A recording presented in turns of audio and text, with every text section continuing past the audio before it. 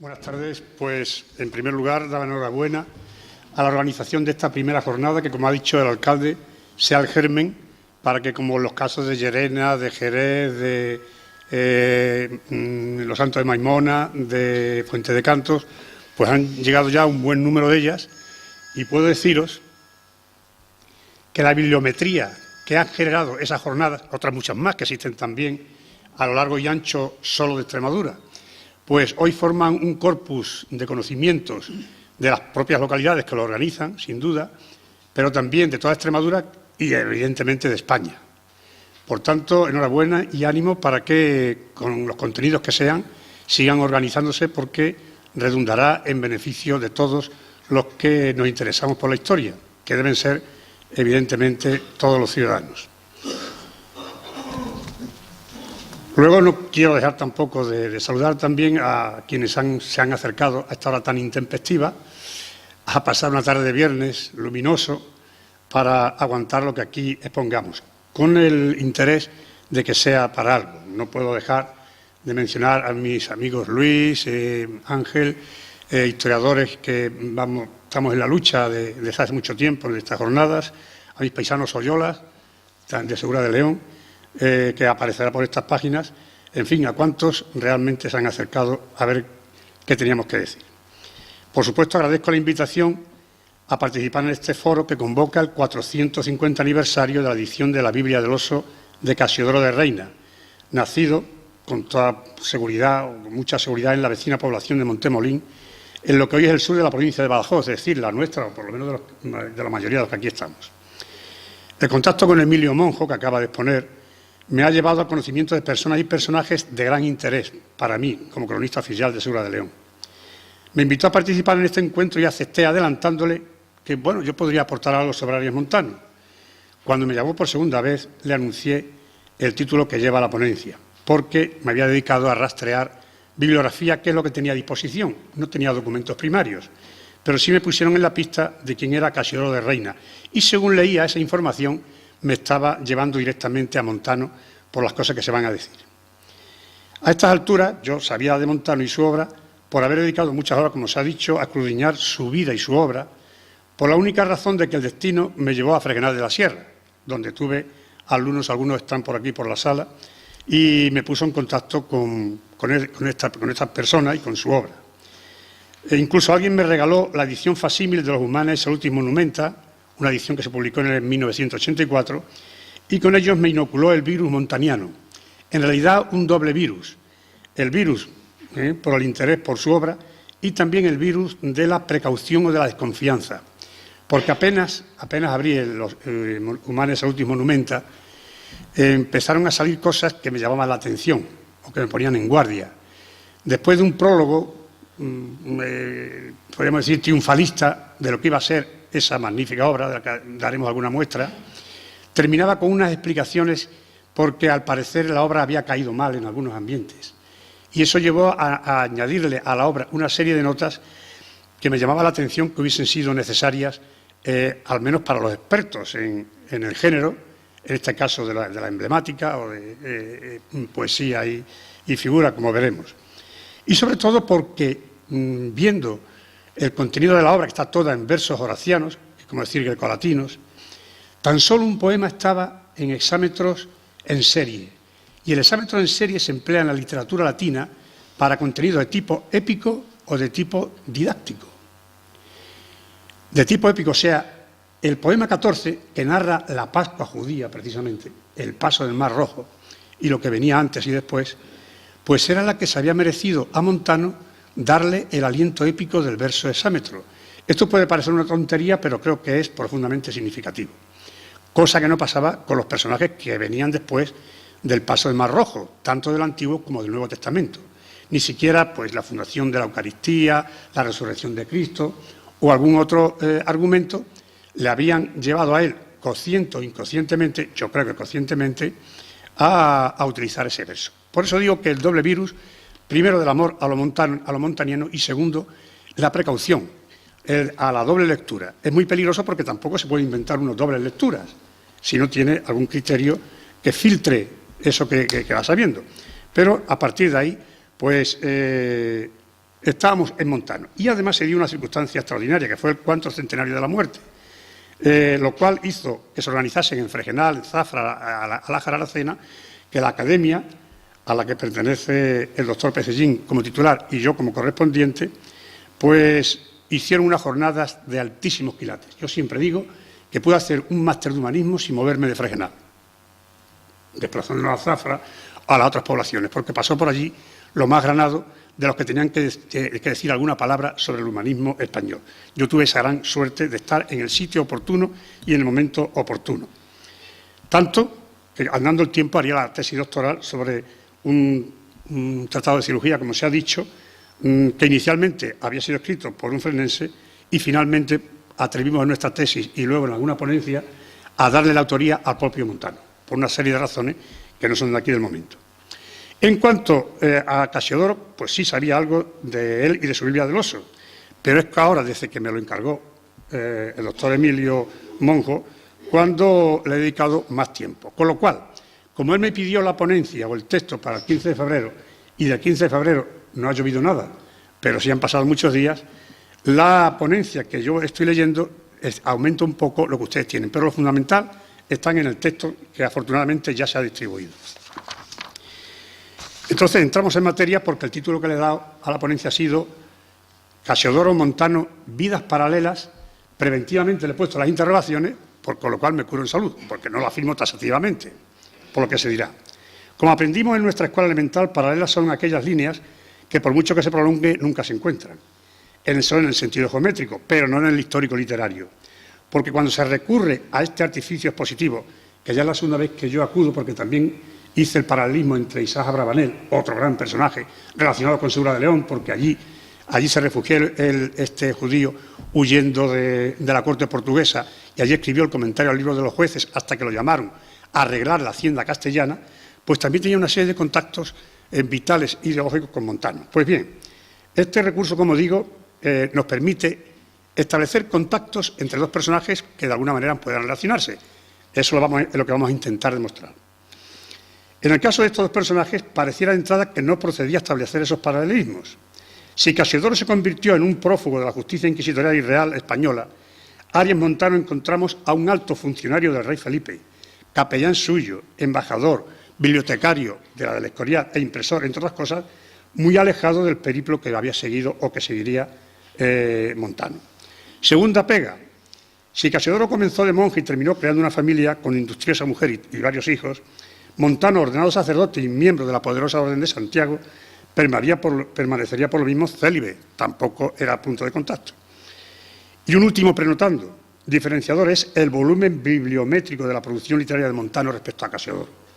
El volumen de lo que se publicó con su firma o con su dirección es inmenso, mucho más que el de Casiodoro, incluso en las propias Biblias que publicaron, como veremos. Pues con estas enmiendas a la totalidad de mi propio enunciado, vamos a proceder a defender esta tesis de compararlos a los dos, a la espera de que al final de la charla hayamos convencido a quienes sean más renuentes a esta propuesta de paralelismo. Vamos a ir adelantando. Esto es. Para empezar, los dos eran de origen montano.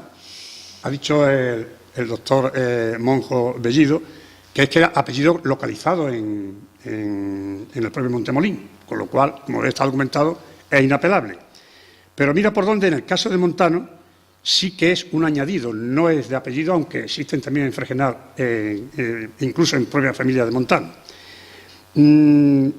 Sus periplos biográficos, como he dicho, son contemporáneos con una mínima diferencia de 4 años en el nacimiento y en la muerte de cada uno, lo que lo sitúa cronológicamente en el siglo XVI, que ocupan los reinados de Carlos I y del segundo Felipe. El protagonismo de ambos monarcas en el negociado de los religiosos es absolutamente trascendente e implicará profundamente a nuestros protagonistas. El vendaval de la Revolución Luterana, la Reforma y la respuesta católica de la Contrarreforma moverán las emociones religiosas desde que en 1517 el monje agustino colgara sus tesis en Wittenberg y tanto Casiodoro como Arias se verán envueltos en el reflujo de esas mareas históricas en las que a punto estuvieron de morir ahogados o quemados. Sin embargo, sobrenadaron el embate de las olas, dejaron huella escrita de influjo vario y alcanzaron el descanso eterno después de una vida relativamente longeva para lo que se llevaba, porque alcanzaron los 74, 73, 75 años respectivamente. Ahí tienen ya un primer punto de contacto. Afectos religiosos y sus secuelas, la bisagra que divide las dos partes casi iguales del siglo, será el Concilio de Trento, de tanta trascendencia para el mundo católico y de rebote o a la contra, si se me permite la expresión, para el mundo protestante. Pocos años después sucede la publicación de las dos obras magnas de Cassiodoro y Montano, como son la Biblia del Oso, en lengua vernácula española, y la Biblia Regia o Políglota. La primera, una edición que podemos calificar de humilde, de bolsillo, si la comparamos con el monumento políglota de la Biblia Regia, con una particularidad. La primera, en su revisión de Cipriano de Valera, editada en 1602, ha imprimido y sigue imprimiendo millones de ejemplares, mientras que la segunda construyó un número corto, creo que en torno a los 1100, 1200, mientras que la segunda de ejemplares completos, y se quedó en ellos, que si son un monumento a la bibliofilia y al biblismo, ha tenido que esperar a la reproducción digital para multiplicar su publicación. Una pieza de museo. Anecdóticamente en mi casa he encontrado esta Biblia de Cipriano de Valera, editada en 1902, incluso firmada, y conozco a los que aparecen por aquí como poseedores de ella. El último poseedor fue mi suegro, católico apostólico romano. Yo no sé si estaría consciente de que tenía una Biblia protestante en casa, y luego mi mujer, que es la que lo ha heredado, católica apostólica romana catequista, y también yo no sé si ha llegado ni incluso a hojearla. Pero esta me la puedo meter en el bolsillo casi. La políglota, difícilmente los 8 volúmenes monumentales, no sería posible hacerlo. Por eso digo que el éxito que tuvieron Cassiodoro, Cipriano de Valera, pues no lo tuvo la Biblia Regia, que sería muy importante para otras muchas cosas más. En este parangón, entre los dos, tenemos temas menores y mayores, por calificarlos con algún contenido histórico cuantitativo y también cualitativo. Aclarada resulta ya la atribución de su obra Santa Inquisición, y vuelvo al tema de Montano, así que lo paso. Cada uno de los dos se llamó también Hispalensis, ocultando por una parte su verdadero origen local y por otra apelando a la grandeza de la que en el siglo XVI se constituyó en una de las principales ciudades del imperio, dada su vinculación con el Nuevo Mundo, las nuevas tierras y sus riquezas y su condición de puerto de hombres y mercancías. Esa inmensa fábrica que es la Catedral de Sevilla, donde también hubo una célula importantísima que estaba siguiendo las pautas de la Reforma hasta que fueron cazados por la Inquisición, pues esa catedral sería el testigo más fiel y evidente de lo que decimos. Aunque iniciada en el siglo anterior y seguiría obrándose en siglos posteriores, su inauguración tendría lugar creo que en 1506. La explicación que se viene dando para la circunstancia de llamarse hispalenses es que tanto Montemolín como Fregenal pertenecían entonces a Sevilla, cosa que si en lo civil y militar es verdad para Fregenal, no lo es para Montemolín, que desde 1248 era territorio de la Orden de Santiago, como bien sabemos, por la donación que el Fernando III hizo a Pelay Pérez Correa. Por más que el arcedianato de Reina, a la que pertenecía Montemolín, se mantuviera como título y como prebenda catedralicia entre los catedralicios sevillanos, concretamente Rodrigo de Santaella, el fundador del Colegio de María y Jesús, germen de la universidad, y canónigo de la catedral, tuvo este arcedianato que yo creo que ya no tenía más allá que título honorífico. En cuanto segunda o tercera, vamos ya con los elementos parangonables, el origen judeo converso. De Montano se ha estado discutiendo y siguen quienes se oponen a que lo fuera o no lo fuera. Pero ha quedado en evidencia, después de muchas sospechas justificadas, el propio Manuel Pecellín hizo un trabajo aludiendo a todos los elementos que nos llevaban a esa condición de judeo converso, pues después de los estudios de los historiadores y amigos fresnenses Rafael Caso Amador y Juan Luis Fornieles, no ha ido a ninguna. Ahora lo que hay que demostrar es que no lo era, no que era judeo converso. Pero todavía en trabajo sigue levantándose la espada por defender el origen noble que en absoluto lo tenía. De Cassiodoro no tenemos constancia en ese sentido. Ahora bien, el hecho de haber tenido acceso a estudios medios y superiores indica un estatus social y económico suficiente. Su oficio, trabajador de la seda, después y la de su mujer. Muchos de sus compañeros del cenobio lo eran, como lo eran también del cenobio de Guadalupe. Incluso Carlos Gili llega a decir que Casidoro tiene una reflexión contra el antijudaísmo del Evangelio que solo a un converso español se le podía ocurrir. ¿Por qué los evangelistas, siendo ellos mismos judíos, siempre que se refieren a los detractores, los descalifican de judíos como si ellos no se reconocieran como tales? Es como cuando se hacían tratados sobre la limpieza de sangre y la limpieza de linaje, son dos cosas relacionadas pero distintas, y le dedica el fuentecanteño Escobar del Corro, según Julio Caro Baroja, los mejores tratados sobre el tema, y después de la diatriba de todo el tratado sobre este tema, pues le está dedicando el tratado a la Virgen Santísima, judía por los cuatro costados. Y esta adscripción judía conversa no es de escasa trascendencia. Repetidamente se insiste en la importancia de la aportación judeo-conversa a la conformación de toda la espiritualidad y la cultura española del XVI. Piénsese, por decir algunos, en Montano, en los Corros, que incluso exhiben sus historiadores que defienden su origen noble, una sepultura noble en San Vicente de la Barquera, porque allí venían a la nobleza. Cuando el propio Escobar del Corro tuvo problemas para entrar en el colegio de María y Jesús, porque de Fuente de Cantos llegaban informes desfavorables. Teresa de Jesús, que fue un escándalo cuando se descubrió su origen judío allá por los años 40, con Franco teniendo el brazo en su cámara. Juan de Ávila, me reía yo el otro día porque uno de sus biógrafos también apela a su origen noble, cuando está más que demostrado que esta familia de mercaderes era de origen judío-converso. Fray Luis de León, los Valdés, los Cazalla, ya se ha dicho aquí como eran predicadores del propio emperador, Cieza de León, aquí tenemos a nuestro amigo el cronista oficial de Llerena, que podría disertar sobre el tema largo y tendido, el gran filósofo teólogo, el doctor Eximio Francisco Suárez, y su tío el cardenal Lugo, el primero que tuvo la compañía.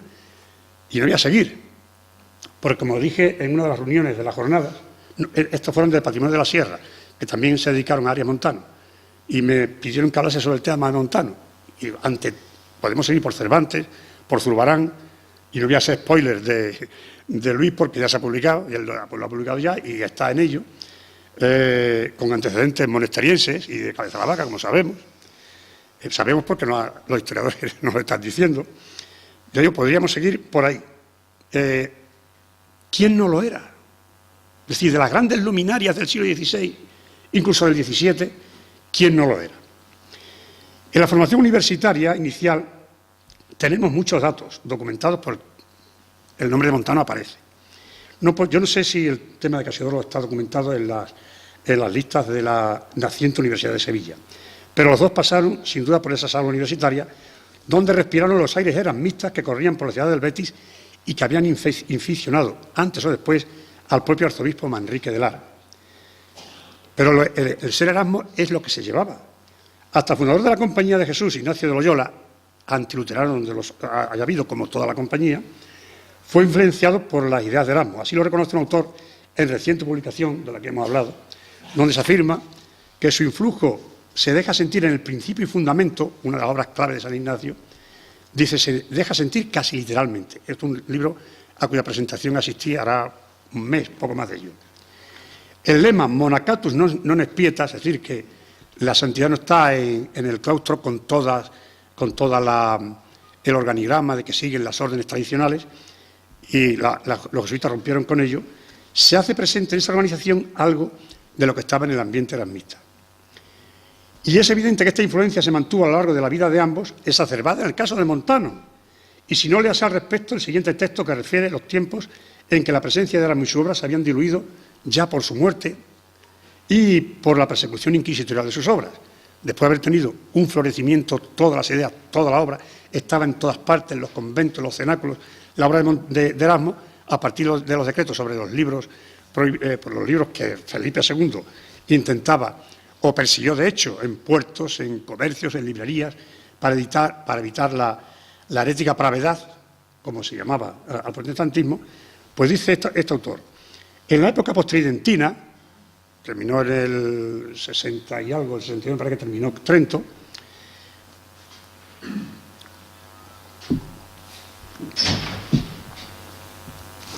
Dice, en la época post-tridentina los erasmistas militaron generalmente en la Contrarreforma. En ello los rasgos erasmianos aparecen atenuados o desfigurados. Uno de estos rasgos es el biblismo, del que hablaremos. Y uno de esos grandes hombres que transmiten a la época siguiente una parte de la herencia de Erasmo es Arias Montano. Su biblismo es más radical que el del humanista de Rotterdam. No solo prescinde de la escolástica, sino de los padres antiguos. Esto se le acusará y de ello hemos hablado y volveremos a incidir. Cuentas pendientes con la Inquisición. Ya se ha hablado del caso de los monjes de San Jerónimo, de San Isidoro del Campo, perdón, y no voy a insistir en ello. Pero en el año 1559 también sintió la dentellada de la acusación por un tal Montano, que fue detenido en Aracena y llevado a las cárceles de la Inquisición de Sevilla, a la Torre de Triana, al castillo de Triana, de donde salió prácticamente al día siguiente. Yo digo siempre que si hubiera habido alguna base de la acusación, no se la salva nadie, porque el mismísimo arzobispo de Toledo dio con sus huesos y moriría en la Inquisición. Y Montano iba a ser mucho por muy capellán que fuese del rey. Pues bien, ya se ha dicho también lo que se publicó de las artes de la Inquisición por esos años. En cualquier caso, los dos sintieron también la acusación de sodomía. De Casiodoro figura en su historiografía y de Montano el profesor Juan Gil, el que ha descifrado unos signos misteriosos en el acta de la Inquisición, que ha tenido distintas inquisiciones. Para Juan Gil, gran experto documentalista, no de los que siguen la trayectoria, la pauta de lo publicado, sino del documento, del protocolo y de distintos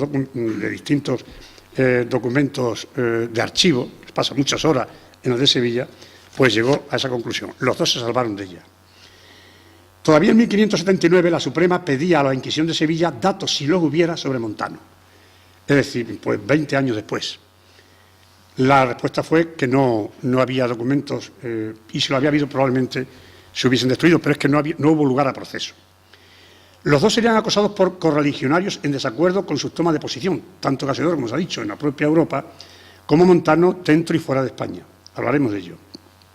A Montano eso le causó contrariedades sin límites, venidas especialmente de las filas de las órdenes religiosas dominicanas o jesuitas, y mal es él que andaba prácticamente como francotirador. Aunque tuviese detrás la poderosa orden de Santiago, los intereses de la orden no eran los de las órdenes religiosas regulares normales, vamos a decir, también lo era de Santiago.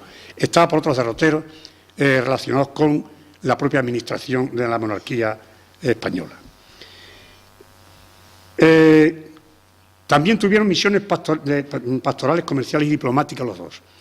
La de pastor de Casiodoro, se ha hablado de ella, la tuvo en Inglaterra, luego la tuvo en distintas iglesias de Europa, y Montano, para eso es un tema menor, pero también lo fue, párroco en su ermita parroquia de Galájar y en Castaño del Robledo, aldea de Cena. Como mínimo coinciden, pero no es, desde luego, decisivo. Como buenos comerciantes, y estos sí que lo eran, y ahí estaba la vena, sin duda, judeo-conversa o judía, los dos tuvieron misiones parecidas por su señor, encomendadas por su señor. Casiodoro trabajó como agente y conseguidor de libros para el landgrave Guillermo de Hessen, y también fue su informador de asuntos políticos desde los Países Bajos. Montano adquiriría y enviaría libros y comerciaría con ellos y ganaría dinero y los coleccionaría, porque dispuso de muchos maravedíes para ello, para el Escorial y para Felipe II y otros muchos nobles y amigos suyos. Y fue agente político del monarca. Piénsese en la embajada en Portugal para entrevistarse con el rey don Sebastián o en las cercanías que tuvo con el duque de Alba de Requesens en los Países Bajos. Los dos disfrutaron de subvenciones regias. Casiodoro de Isabel de Inglaterra, no muy grande, y además se la quitó en cuanto se enteró, con lo cual la reina estaba al orden de lo que era, quién era Casiodoro, cuando se casó. Por lo visto la reina virgen, Isabel I, pues la llevaban los demonios porque los curas se casasen en su demarcación, de la que ella era la papisa, ¿no? Como bien sabemos, desde la separación y el cisma de su padre Enrique VIII. La de Felipe II sí que fue cuantiosa, la tuvo con la propia Biblia, la tuvo como capellán, tuvo pensiones múltiples de lo que se han hecho estudios monográficos y, desde luego, como hemos dicho, de Rey. Fueron también otras dos cosas que los dos disfrutaron. Pero vamos con temas de más calado. Fíjense en la siguiente información. Si aquí estuviésemos en uno de los muchos encuentros que hemos tenido sobre Montano y yo leyese esto, su sincera piedad, sus cándidas costumbres, su aborrecimiento de las controversias geológicas de las que se hace eco en la elegía votiva, aunque allí lo disimule hablando de las escuelas presocráticas, pero está claramente refiriéndose también a las que se dan en las escuelas universitarias españolas, y su aplicación a las escrituras. ¿De quién estaríamos hablando? No habría duda ninguna que estamos hablando de Montano. Pues no, señor, es un texto que está dedicado a Casiodoro de Reina. Es decir, que algo, o más que algo, tuvieron en común. Casiodoro ha sido ignorado en la historiografía católica, como Montano en la protestante. Tengo esa sensación. Pruebas. En una de las últimas publicaciones dedicadas a la reforma y a la disidencia, un conjunto de muy buenos artículos que suman 450 páginas, que figuran en la bibliografía, Arias Montano aparece citado una sola vez, no tenía por qué, porque aparentemente no era disidente. Y solo como autor de la Biblia Regia, que ya es bastante. También hay, en la biografía de ese libro se citan los buenos trabajos de Sánchez Manzano sobre los prólogos hasta 12 que hizo para la Biblia Regia. Por el contrario, en 8 jornadas de humanismo extremeño, y creo que hemos participado en todas ellas, organizadas por la Real Academia de Extremadura, en todas las cuales yo fui asistente, comunicante o incluso ponente, y en otras dedicadas al humanismo, como la que organizó la Universidad de Huelva, no apareció ni un solo trabajo dedicado, más pecado para los extremeños, porque hablábamos del humanismo extremeño, ni a Casiodoro ni a Cipriano de Valera. Que yo recuerde, ni siquiera, en lo que me ha molestado, ni siquiera aparece citado a pie de página, o quizá de pasada. Pero hay más. Lo mismo que en el propio campo protestante, la teología, en concreto la eclesiología de Casiodoro, no ha sido objeto de interés hasta tiempos recientes, aquí se ha estado diciendo por el doctor Monjo, como hasta bien siglo XIX nos han conocido o se han difundido sus obras. La teología de Montano, proclamado así príncipe de los escriturarios, no ha resultado atractiva para los historiadores hasta casi los factos del último centenario de su muerte. Si hay por ahí, pues, desde el elogio de los Arias Montano, de González Carvajal, sí, pero dedicarnos a profundidad a este apartado nos llevaría a un estudio más extenso que no es el momento. Y eso que el propio Montano declara que su vocación era la teología. Con solo oír su nombre entraba en éxtasis, dice en los comentarios a los 12 profetas y en alguna otra obra. Claro que su teología, como veremos, la construyó a partir de la sola Escritura, lo cual no dejaba de ser escandaloso cuando el método exigía que se contase con otros criterios. Fijaros, por ejemplo, lo que Melchor Cano, el gran teólogo y obispo que fue propuesto para Canarias, da hasta 10 criterios que hay que aplicar el que quiera hacer teología. La teología católica, pues la autoridad de la Sagrada Escritura, la autoridad de las tradiciones de Cristo y de los apóstoles, que supongo que serán el Evangelio y el Nuevo Testamento, la autoridad de la Iglesia católica, la autoridad de los concilios, sobre todo los generales, la autoridad de la Iglesia romana, que la concreta dentro de la Iglesia católica, la autoridad de los santos viejos, es decir, de los santos padres, la autoridad de los teólogos escolásticos, a los que no recurre nunca Montano, la razón natural, naturalmente es claro que la utiliza, porque sin ella no se puede hacer ni escribir 2 líneas, ¿no? La autoridad de los filósofos, que él desprecia ya, como vuelve a mantener en lo que es su testamento espiritual, que ya ha citado y volverá a citar, la elegía votiva, que tienen a la naturaleza como guía. Y finalmente, la autoridad de la historia humana, pues a esa recurrirá alguna vez Montano. Pero su teología la hará a base de la sola Escritura, y eso ponía de los nervios a más de uno dentro del campo católico.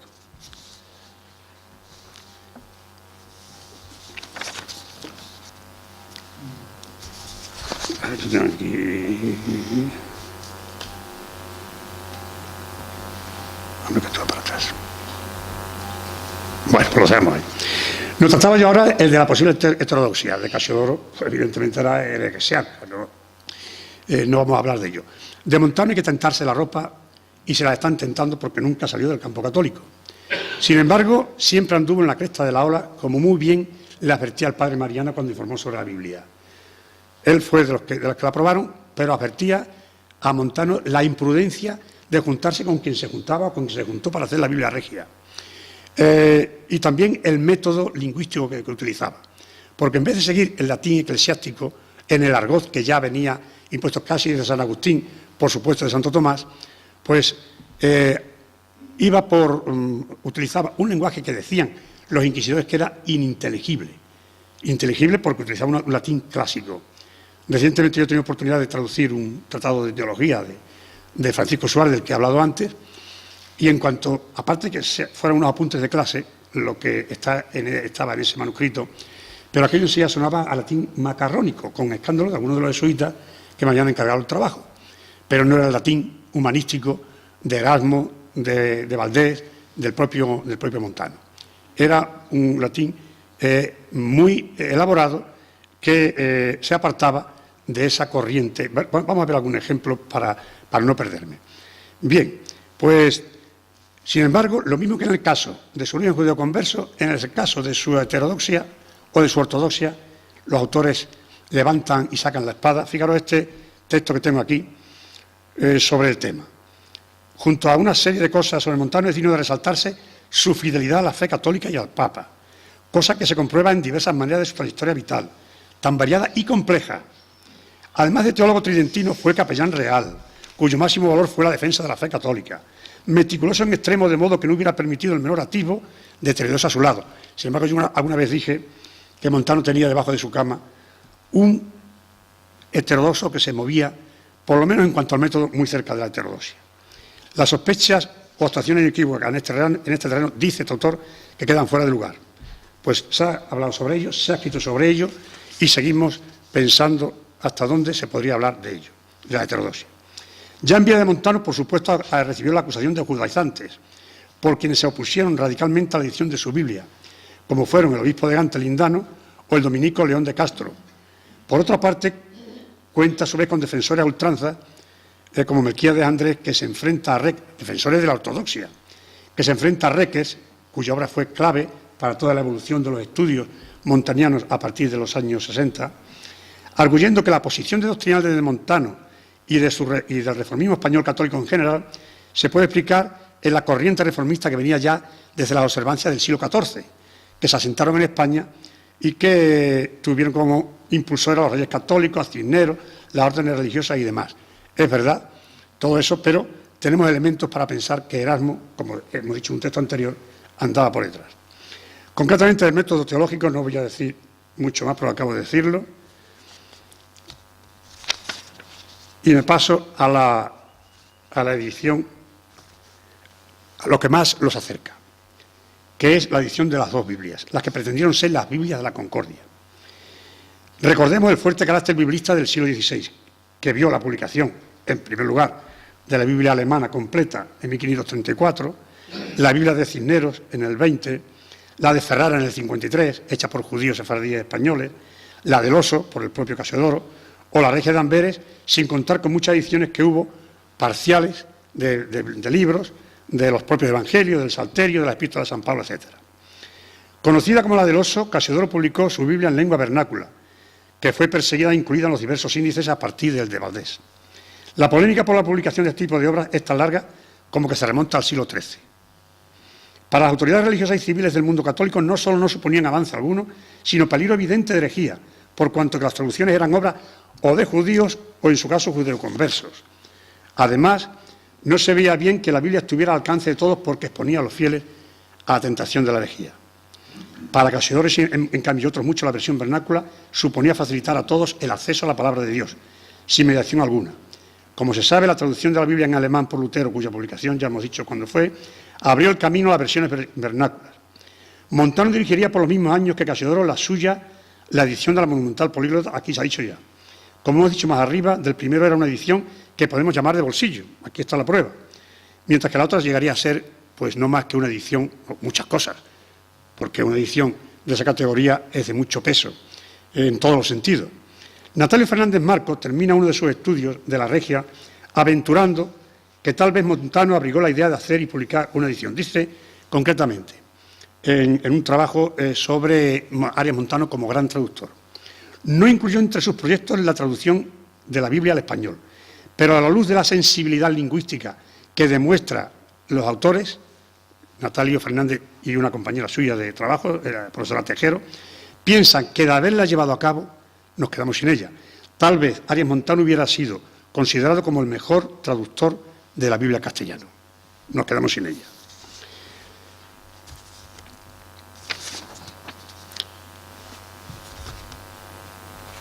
La Biblia intentó ser la Biblia de la Concordia, la de Montano. Ahí está la portada, que estaba pensada para que el primero que la viese fuese el rey, que estaba deseoso de acabar con las guerras de religión en su imperio y que no lo conseguiría. Sería el gran fracaso de Montano, por una parte, y porque no consiguió eso con la edición de la obra, pensando en toda la cristiandad y más allá de la cristiandad, porque tuvo en su equipo a traductores o a fuentes judeoconversas y, por tanto, uniría allí a judíos, a cristianos de diversas confesiones y al propio catolicismo, y no lo consiguió. Y, por supuesto, no consiguió la pacificación en lo que le podría corresponder de los Países Bajos. Pues ahí se ven el lobo y el cordero, es una cita de Isaías 65:25, serán apacentados juntos y el león comerá paja como el buey y la serpiente el polvo será su comida, no afligirán ni harán mal en todo mi santo monte, dice Jehová, según la tradición del reino de Valera. En una perspectiva iranista, el león y el toro comparten un pesebre lleno de hierbas o de pasto. En un imposible de eso, los carnívoros comen con su víctima una escena plácida, que es lo que se deseaba ante los enfrentamientos que estaban habiendo lugar.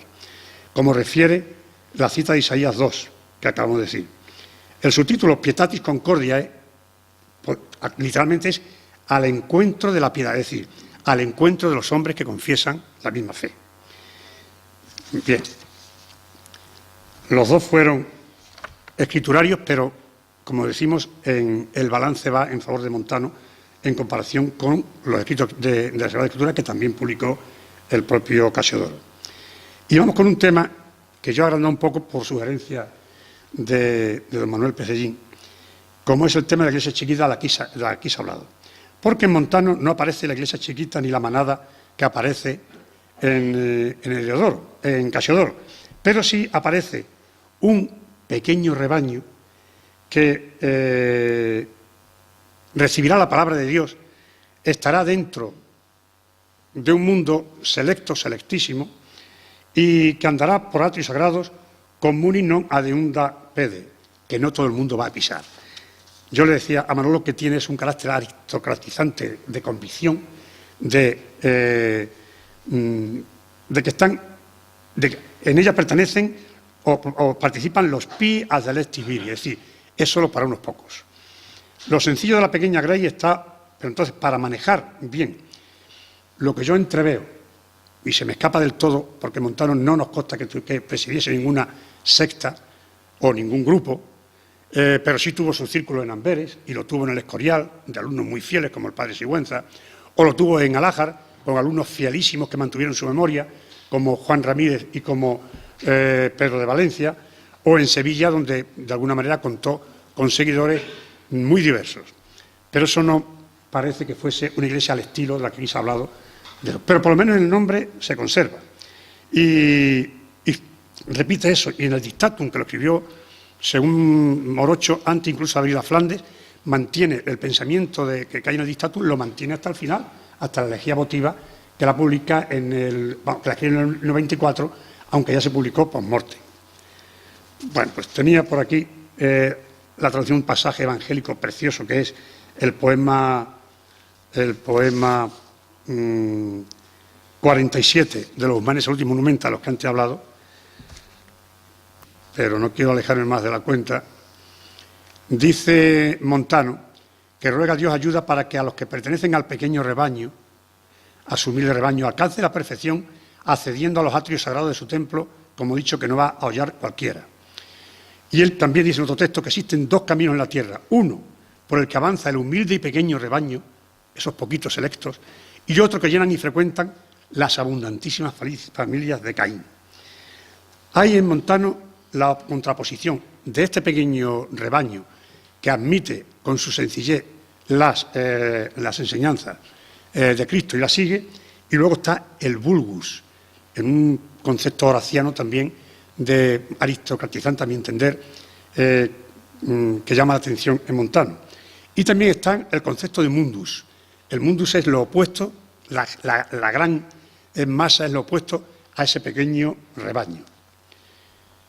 ¿Veis? Aquí tienen lo que son los Humanes Solutum Monumenta, un poema, y luego a la derecha una imagen con una dedicatoria que vamos a ver en versos epigramáticos, es decir, de pensamiento muy concentrado y muy pensado, y yo creo que muy vivido. Y esto que se da en la edición esta, que es del 74-75, se conserva en toda su integridad. He sacado una modo de axiomas montanianos que nos puede indicar en qué consiste la sabiduría y en qué consiste la verdadera piedad. Por ejemplo, en este poema anterior, que no está legible desde ahí, tampoco voy a leer su traducción, está dedicado a la predicación del Evangelio. No es ninguna escena concreta, pues la multiplicación de los panes y los peces, la fundación de la Eucaristía, la oración del monte, en los olivos, no, sino que es en general a todo el Evangelio. Y se llama Escuela Divina y Disciplina, la escuela de Dios, que es el Evangelio. Y dice, pero es que tan buenos son, dice en el primer papelito que pone, esas ventajas que el mundo, sin embargo, evita, la ventaja que tiene, los bienes que da el Evangelio, claro que sí, pero a los necios no les sabe bien esta cosecha. ¿Y de quién es el sabio? Y fíjense los conceptos que va a emplear conociendo la trayectoria de Montano. Aquel que solo puso en Dios, con el nombre númine, que era los que levantaban como el nombre bates de profeta en vez de Dios, que en solo Dios pone sus riquezas, su patria, su raza y su honra. Concepto clave, como sabemos, en aquella España prebarroca o barroca.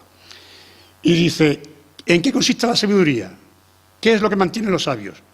Nada más que saber lo que Dios dijo en la Escritura. Dice, y nunca en ningún sitio se ha visto que quien tiene ese plan le falle. Abajo pone Simplicium Doctori, ese de la misma, esta de la predicación del Evangelio, al mejor maestro de los sencillos. Y luego voy a pasar al siguiente. Efectivamente, termino con esto, casi termino con esto. Luz de la gente es. ¿Cuál es la verdadera sabiduría? La que cultiva y reconoce a Dios. A que esto se le oculta es un necio, por mucho que sepa las cosas más profundas del mundo. Y luego aquí habla de la Sofía, es decir, el nombre de la sabiduría, que en la escena de la predicación en el templo, de los bienes que da el deseo de la sabiduría, que es la que va en este camino. Y finalmente pongo otro en el que dice que el mundo está viendo todo esto y se quedó de piedra, pero no siguió esas enseñanzas. Solamente una palabra para la conexión de Amberes, porque allí encontramos a Marcos Pérez de Segura, a mí me ha interesado mucho como cronista oficial de allí, a su hermano Luis Pérez. ¿Y qué pasó con estas dos personas? Pues que intervinieron directamente en las dos Biblias, porque Luis Pérez compró hasta 400 ejemplares de la Regia, porque estaba, a pesar de la subvención regia, estaba pasando estrecheces para llevarla adelante.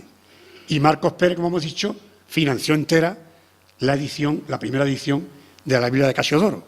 Resulta ser que por un padrón de conversos de 1510 sabemos que no eran aragoneses y sevillanos lo eran en segunda generación. La primera procedía probablemente de su abuelo Antón de Sigura.